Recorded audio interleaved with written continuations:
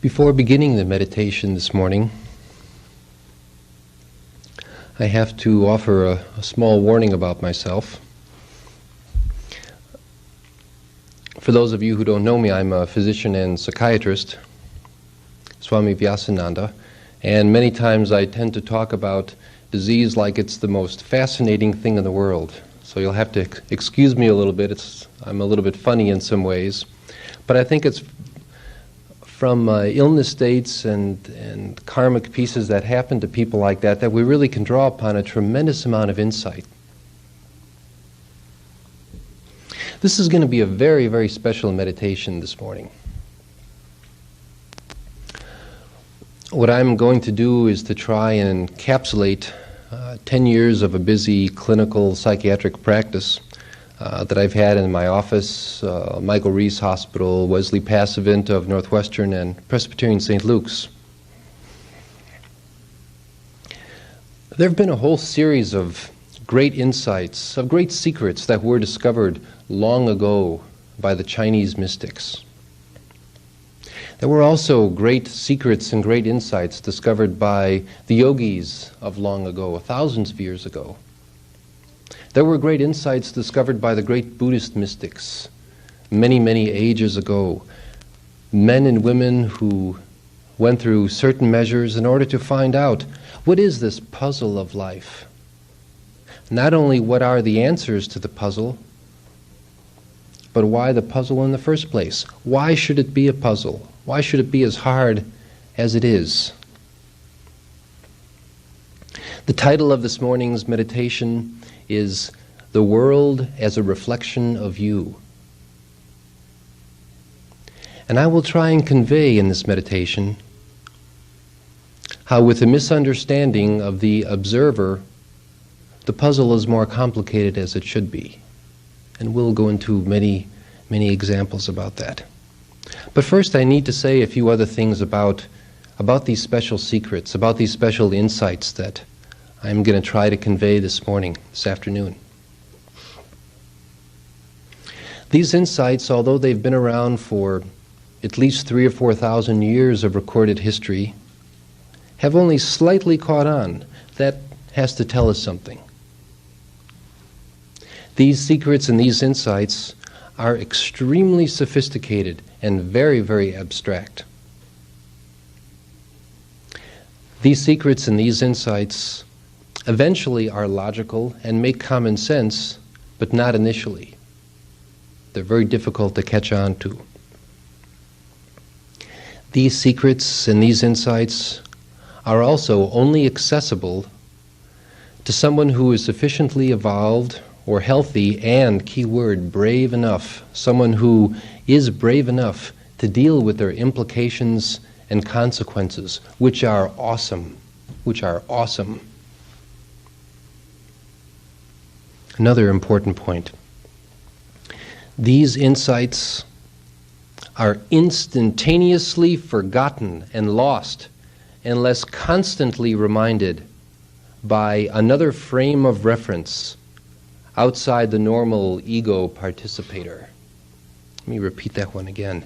These insights are instantaneously forgotten and lost, even after years of work, unless constantly reminded by another frame of reference outside the normal ego participator. You cannot get it once and for all, finally, and then leave it. It's a moment-by-moment state of awareness and special techniques to sustain that state of awareness, which can be your key to the puzzle, the great puzzle of life. These secrets also have more evidence for their truth than ever before. They have wonderful conclusions and parallels from nuclear physics and from quantum mechanics, and from the great discoveries of physicists like Nicholas Bohr, Albert Einstein, and Werner Heisenberg, the 1932 Nobel laureate in physics. Let me list some of these keys. Let me list some of these pearls.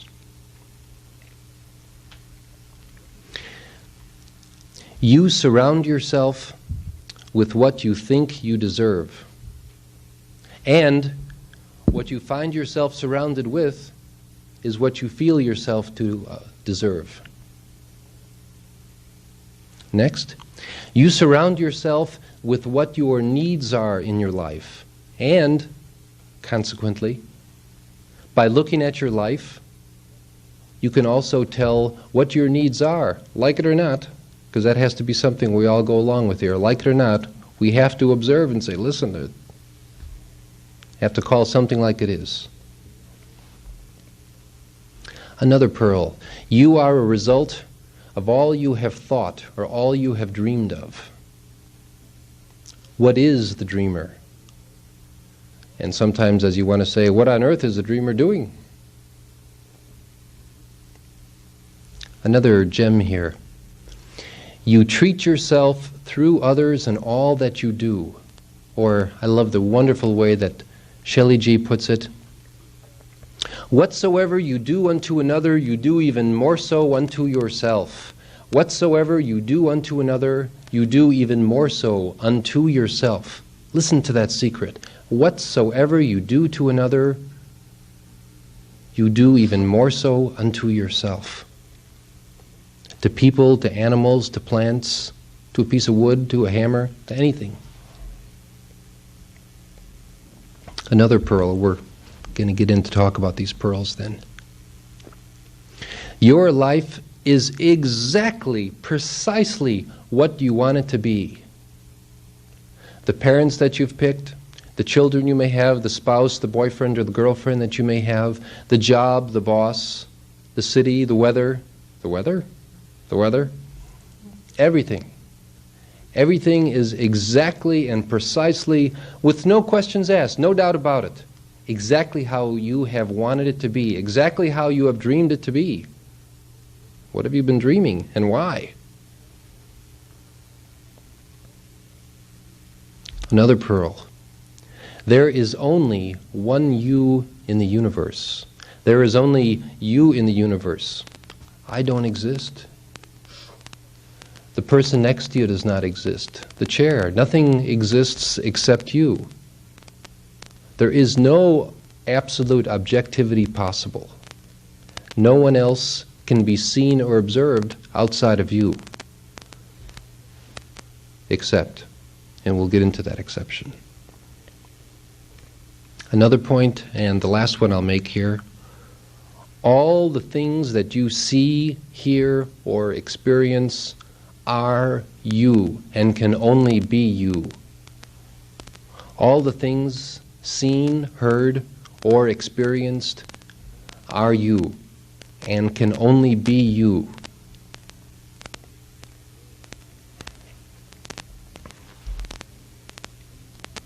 How about this? You're driving to work one morning. I think we've all had this experience from time to time.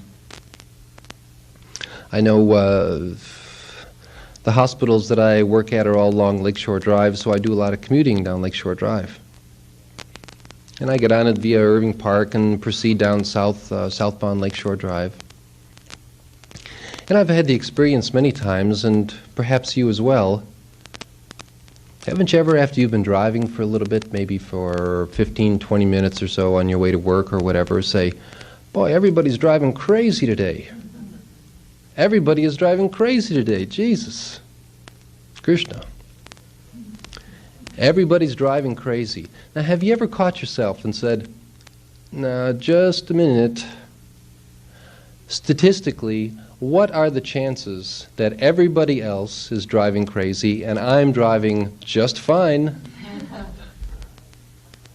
But it's something natural that we get caught up with. When I think about that, I smile. I look at my driving and I'm pushing it. I'm making turns that I shouldn't. I'm passing when I shouldn't. I'm apparently anxious or uptight about a little something or in a rush because of something or another. It's not everybody else. It's me. But naturally, it really seemed like it was everybody else. I swear it was everybody else. I swear everybody else was driving crazy. Not me. I was driving okay. The observer, me, is always in flux, yet I presume it has a certain inertia state, if I could borrow that concept from physics. There's almost a dangerous naturalness to it. It's so easy. But it has its foundations also in development. For instance, a lot of psychoanalytic research has been coming out over the last several years about very early development. Psychological changes, trying to describe psychological states that go on in infants through a whole series of complicated research. And I like the way that one researcher put it once.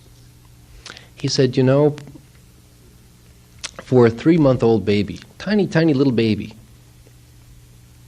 there's no sense that the baby has that there's anything outside the baby. Everything is the baby. And he said, you know, when the baby is wet, the whole world is wet. When the baby is wet, the whole world is wet. When the baby is dry, everything is fine. The whole world is fine. The whole world seemed to be the baby. Now, another point that I try and convey to my medical students frequently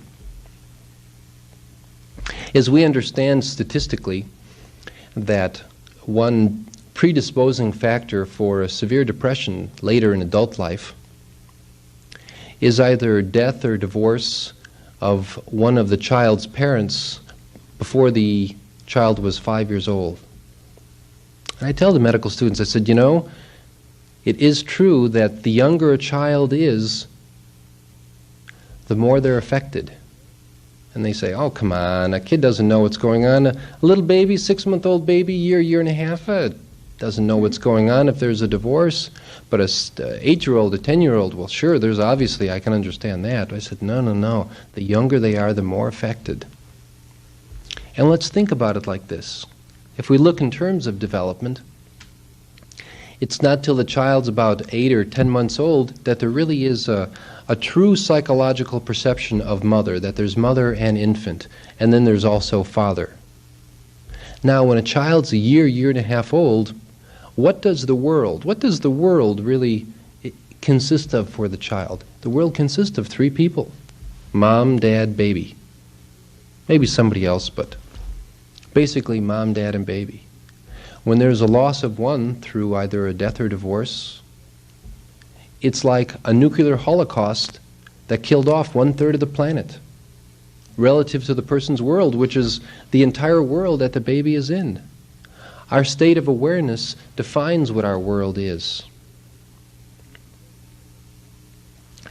And how can we step outside of that? Is there a way to step outside of that?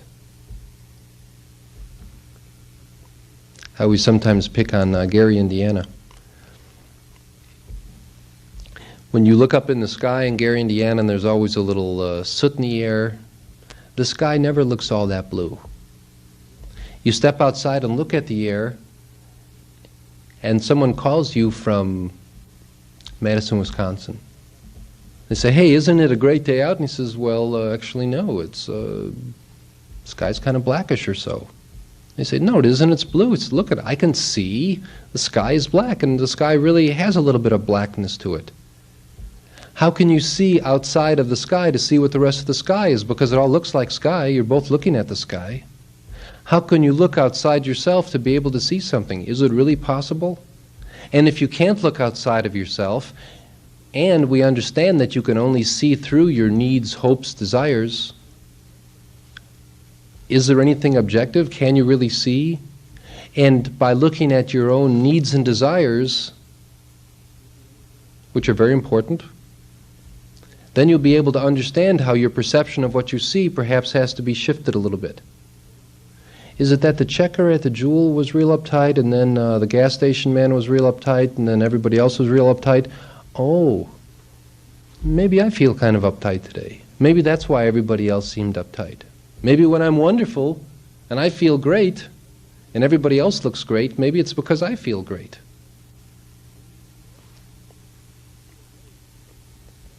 Here's another interesting experience. For those of you who have ridden the train, especially transcontinentally, you're going along for a long time, let's say at high speed, 75, 80 miles an hour on the train. And you know you're moving and all that well when the train is kind of moving back and forth, and you can tell by looking at the ground just underneath you. Now, let's say in the track right next door to you, have you ever had the experience that all of a sudden a train is coming from the opposite direction? That train looks like it's traveling at about 150 miles an hour. And it really looks like it's traveling 150 miles an hour, yet you're traveling 75 this way, and they're traveling 75 that way. And so to your point of observation, the train looks like it's traveling 150 miles an hour with you as a stationary observer, which you are not, but almost kind of assume to be or appear to be. Or how about this? I remember in my earlier college days when I would travel to a different part of the country, airfares were still way expensive, and I couldn't afford them and used to take the bus. The old Greyhound for 50 hours, 60 hours, 70 hours. I wouldn't recommend it. But you're going along the bus and you're going down the interstate and cruising along about 70 miles an hour, and then a semi is going by. And let's say the semi now, because you're high off the ground, you can no longer see the ground. Let's say of course you got your seat on the left side of the bus, and so the semi is passing you just on the left, and you look at that semi, and if you really look at it, it appears like the semi is traveling about 5 miles an hour. Like you're like this, you're going along, here's the semi, and it's just going a little bit faster. Now we know it's going 5 miles an hour faster than you, and that's really all you can see. You don't see the same speed proportionate to the semi. You only see what it's doing, either more or less. And now tell me, which of these is accurate? Is the semi, to your point of reference, is the semi traveling 5 miles an hour? To someone who's sitting on the side of the road, the semi is traveling, let's say the bus is going 65, the semi is traveling 70 miles an hour. Yet, from a point of reference, if you were stationary out in space outside the Earth, we know that the Earth is traveling, it's circulating at 4,000 something miles per hour. And so that truck actually is going 4,000, let's say the Earth travels at 4,000 to make a point. So the semi is traveling 4,070 miles an hour. But let's say we get outside our solar system, which is also spinning, and it spins at a rate of about 6,000 miles per hour. Wouldn't the semi be going about 10,070 miles an hour? And then if you were to be outside the Milky Way, which is also spinning, etc., etc., etc. So you're trying to judge something that's moving, which is moving on something that's moving, which is moving on something that's moving, which is moving on something that's moving. Everything's all relative. And I tell you, this is the secret of the difficulty in observing our life, about what's going on in this puzzle of life. We're as much involved with it. We're not someone sitting outside and looking at it. We're participating, we're moving, and we're trying to judge something relative to us that's moving. Was it really so strange in those pre-Copernicus days for the basic man, the basic woman to feel that, well, sure, the sun moves around the Earth. Can't you see? The sun moves around the Earth. How do you really know that the sun doesn't move around the Earth? When you sit outside, do you feel like you're moving? Hold on to the Earth, it's going at 4,000 miles an hour. Oh, perfectly still. We can hold a glass of water in our hand, doesn't even budge. Sit down on the ground, put a glass of water in the ground, doesn't budge. It doesn't rock back and forth from the high speeds. But the Earth is spinning at 4,000 miles an hour. You would look at that sun and you would swear that that sun is moving around the Earth, but it's not. They tell you about the curvature of the Earth. Do you really know that? You ever got down sometimes on let's say a real kind of flat surface of let's say a county road or something where it may be safe to be down for a few minutes. There's no traffic or any nice flat place in the Midwest. And you get down the ground, you lay down to the ground, you kind of eyeball the Earth a little bit. Does it look like it's curved? Looks straight as a board to me. but they tell us it's curved.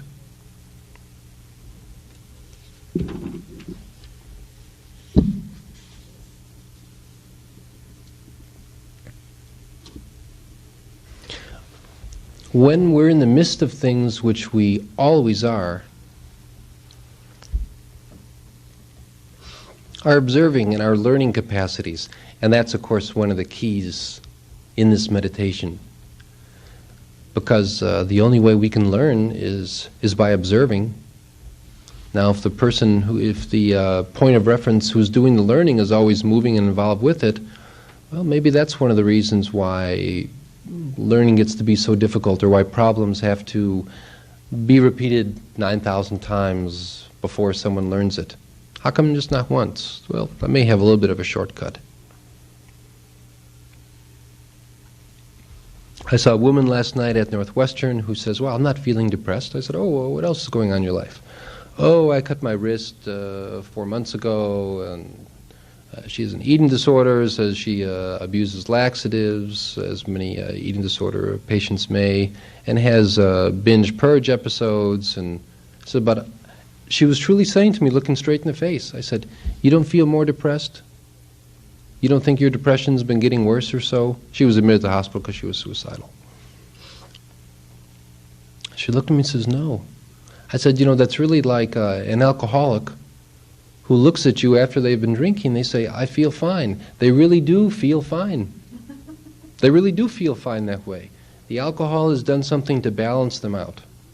Of course, I also feel it necessary to say that in looking at alcoholism as a disease, true alcoholics drink to feel normal. They don't drink to party. They don't drink to have a good time. It's the only time that they feel halfway normal before they get into some kind of treatment program.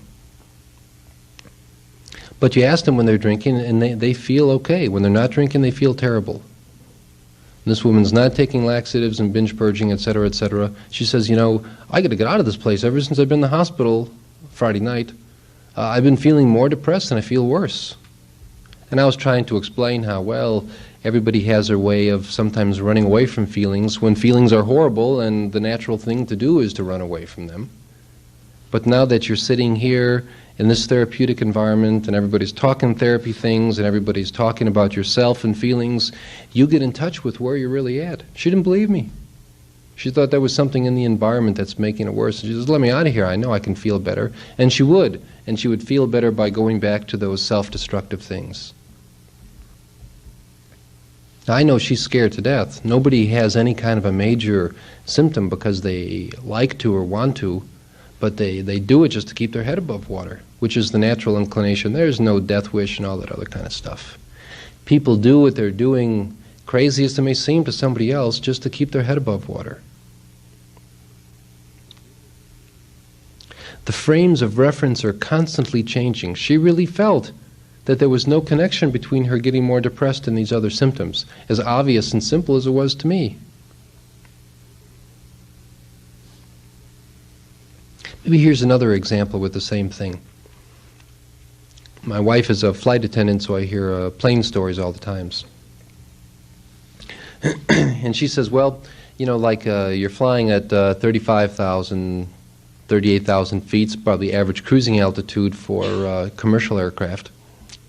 And everybody's had the experience. You look down at the ground. How fast does it look like you're moving? It looks like you're just kind of inching along, doesn't it? You're up at 35,000 feet. Let's see, here's you, and here's the ground. And it looks like you're just kind of going like this. Actually, I should do it this way here, like that. Just kind of inching along a little bit.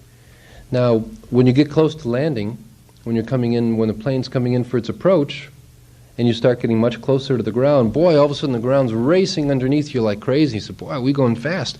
Yet you're only going a quarter of the speed. You're cruising at 550 miles an hour. When you're approaching for landing, you're only going about 125, yet it seems like you're going much, much faster. And if you asked a person, intellect put aside, they would say they swear they're moving faster on approach. Not when they're way up there. They were just kind of inching along like a snail up at 35,000 feet, even though they're going more than 500 miles an hour. It's very difficult when we would have days where the whole world seems kind of bitchy. The whole world really seems bitchy. It's very difficult to say, hey, now wait a second. What are the chances of everybody else versus me? Boy, I guess there's something going on in me here. I guess I'm not in such a hot mood today. It may not be a big deal, but I'm just not the one who's in a hot mood. But you'd swear that everybody else is. Common sense would tell you that, but common sense coming from the position of the observer, which you're involved with. Many of my patients ask me, well, you know, when you go through different kinds of techniques to advance yourself, whether it be meditation, whether it be through astrology, whether it be through psychotherapy, whether it be through some other technique, and you're trying to advance yourself, if that's really true, how do you know you're not getting, when you're feeling like you're really making progress, how do you know that that isn't a trap also? And I always tell them that, well, it always can be a trap. I mean, we've all had experiences where we think things are great, but boy, to anybody else, things are not doing great. I say one of the only ways that you can know is by looking around to see if your surroundings are changing. One way that I express it to my patients is that when you see your friends change, you're really going to know that you're changing. You really won't be able to see it so much in yourself without a good possibility of being fooled. But by seeing your friends change, perhaps moving on to other friends, perhaps friends that are healthier than some other friends, perhaps friends that are more appropriate, more loyal, better people, whatever the case may be, that's one way that you can look at it. To see when your friends change, you're going to know that something in you is changing. And when your surroundings change, has the type of music that you've listened to change? Were you previously heavy metal and now you're Wagner? Something in you changed. Oh, well, I just kind of got sick of that heavy metal stuff. I don't think so. I think something in you changed. Where something, you'd be able to be attuned to something more subtle. I guess I should have picked something other than Wagner. He's hardly subtle. How about Vivaldi? Okay, he's a little bit better. Taste just doesn't change. It isn't that, well, you just don't like to do that stuff anymore and you like doing something else instead. It's not just quite all that simple or relative. Something in you changed. Here's the way that Einstein put it in his treatise on special relativity, in 1905. Listen to this. This is a little more complicated, but he says that two observers moving at great speeds with respect to each other will disagree about measurements of length and time intervals made in each other's systems. And Einstein went on to show, and we can see this, I don't know if you know that when astronauts, when they go up in the space shuttle, that they come back a minute and a half younger than they would unless they were on Earth. Time does change. There are these whole principles in physics of time dilation and time constriction. Time is also all relative. There's nothing that's fixed about it.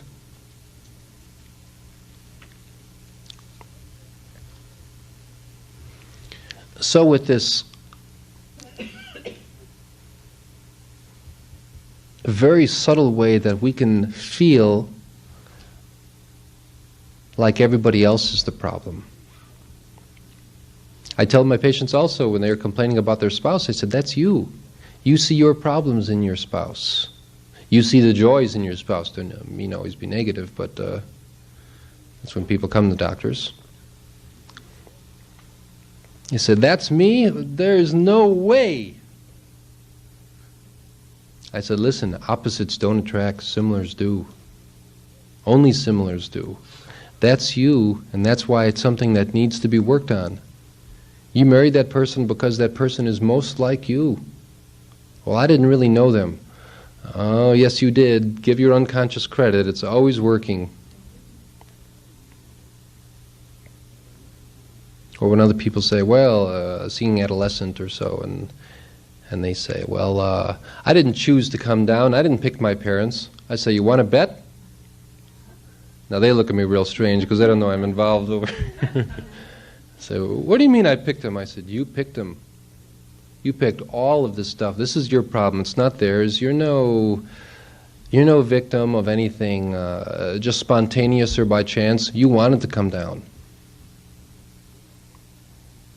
Or to try and convey concepts to them like when, this is in a very kind of special and appropriate way, because something we all, that is supposed to be true of the astral when we leave this body and move on to the next state before incarnating again, is that the astral is just the same as this.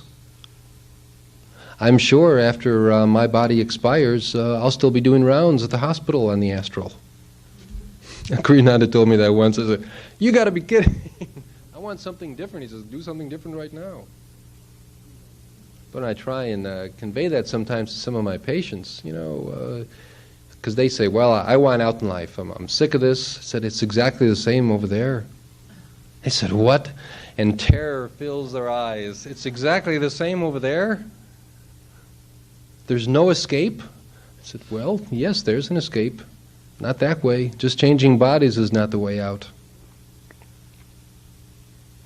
Looking at yourself and working with, how have you created all this? I didn't create it. I didn't choose to be here. You want to bet? Yes, you have. That's what we always have to work with. It's true in psychoanalytic principles. It's true in mysticism.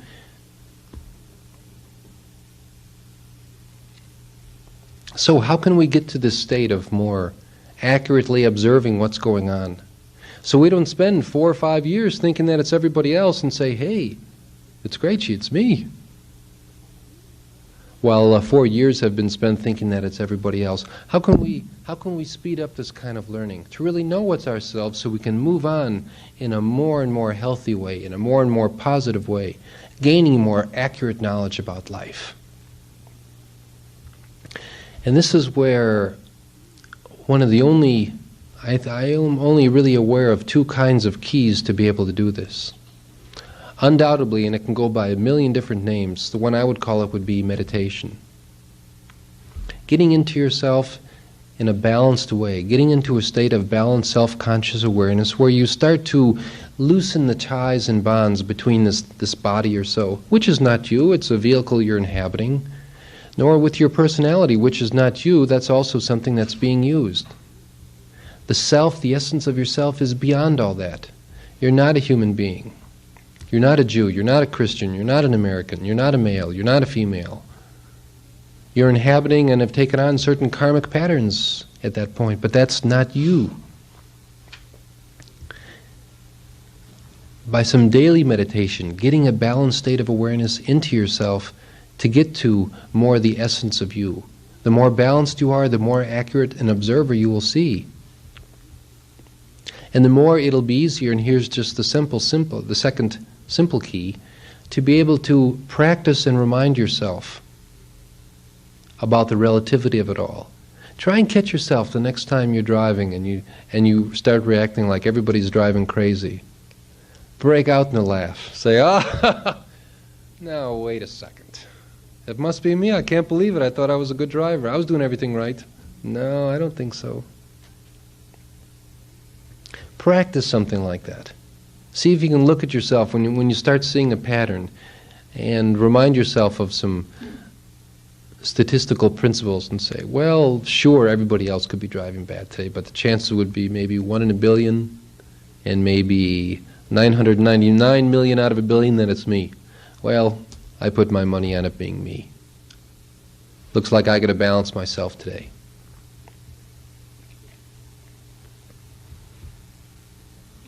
We have to remind ourselves and understand that we are the observer.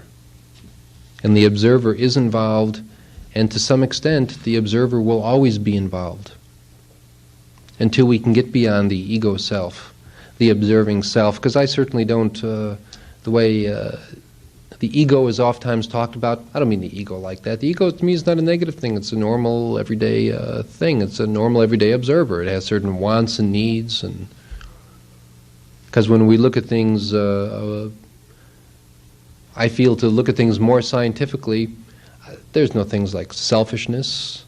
Narcissism, I understand. Selfishness? No. Moral stuff, I think, tends to, in my own personal philosophy, tends to get people confused about things.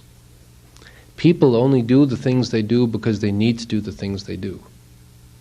Not because they enjoy being selfish or stuff like that. That's a bunch of hogwash. But people can get trapped in themselves. I can see a patient come in my office, let's say for a 2 o'clock appointment, say, Dr. Kreyche, a woman, let's say, all the good men are taken. They're all married. There's nobody left for me. And we talk about it for a little bit. And then 3 o'clock, she leaves. 3 o'clock, a guy comes in and said, you know, Dr. Kreyche, there's no more women left. All the good ones are married. They've all been taken. It's just the leftovers out there. And it just goes like that all afternoon at the end of the day. I said, well, the 3 o'clock person, you should come about 2 o'clock, because there's a 2 o'clock person who should come at 3 o'clock. But you can see how everybody's in their own world. And people, for terrible disease problems, can really get trapped in their own world. So they don't see outside of it. And they really believe, honestly and truly, they can look you straight in the eye. All the good ones are married, there's nobody else that's left. And this goes on 2 o'clock, 3 o'clock, 4 o'clock, 5 o'clock. But how do you get out of yourself? You get out of yourself through any technique that produces more of a balanced state of balanced conscious awareness, a more balanced state of get beyond the ego self, beyond the body, which is not easy to do and takes a lot of practice. As one of the statements I've made a little bit earlier, these secrets are instantaneously forgotten and lost unless constantly reminded by another frame of reference outside the normal ego participator. And that's what you can get to. You can get beyond that normal ego participator in meditation. You can develop reminders for yourself through the meditation. And the statement I made just before that, they're only accessible for someone brave enough. Let me tell you, it takes a lot of guts, as you know, to look at yourself and say, hey, Gewalt, it's me. I really thought my wife was the one who was bitchy. I remember I was working, the first couple of years of my practice, I was doing about 80 hours a week. Try and build up my practice and consulting work. And it was before I was married. I was living by myself and was pretty much doing nothing but work. Then I got married, and I found for a while I was getting into all sorts of arguments with my wife when I would come home, keeping the same kind of schedule. And I really thought it was her, until it really occurred to me that this is me. I was like this before, I just had nobody else to be able to bounce it off of. That's what I was like all that time. But I swore in the process that it was, in the meantime, before that it was her, but it was me. I'd been coming home with all these tensions and all that. I just had nobody to bounce it off of, nobody to be able to reflect it off of. As mystically we always talk about the spouse, the seventh house, the close boyfriend, the girlfriend, whatever it may be, being a mirror of you. You are surrounded by your mirrors. Holy mackerel. That takes bravery. That's me. Everything you do, your boss is a mirror. Your children are a mirror. Your husband and wife, boyfriend, girlfriend, parents, guru, city, everything is a mirror of how you're at, like it or not. That is it. And you can read more about yourself by looking at all these things that you've surrounded in your world than you can by just looking towards yourself. You'll learn more by looking at these things that you surround yourself with. So what I'd like to do here is I'd like to return to the mantra for a few minutes. Let's see if we can all straighten our spines and get into a sasamanik, a balanced state of awareness, beyond the body, beyond our sexuality, beyond our personality, beyond the humanness, into more the spiritual essence. Because we are truly in this incarnational pattern to learn. We have surrounded ourselves with the things in our life in order to learn. We're not a victim of anybody's puppet strings, save our own. It is all us. We should be learning. That's why we came down here. That's why we've taken up this certain kind of pattern because it tailor makes our lessons for us as we've picked them. As Kriyananda often says, God is sitting there in a balanced state of consciousness. God cannot create. He really can't help you. He's in a balanced state of awareness. But you are also God. You are the creative principle who have created this for yourself. And as I say sometimes, you can create your way out of it too. Even if it's a mess, there's ways out that you can create your way out to positivity, to harmony, and to true spiritual knowledge, which is what it's all about. Let's return to the mantra.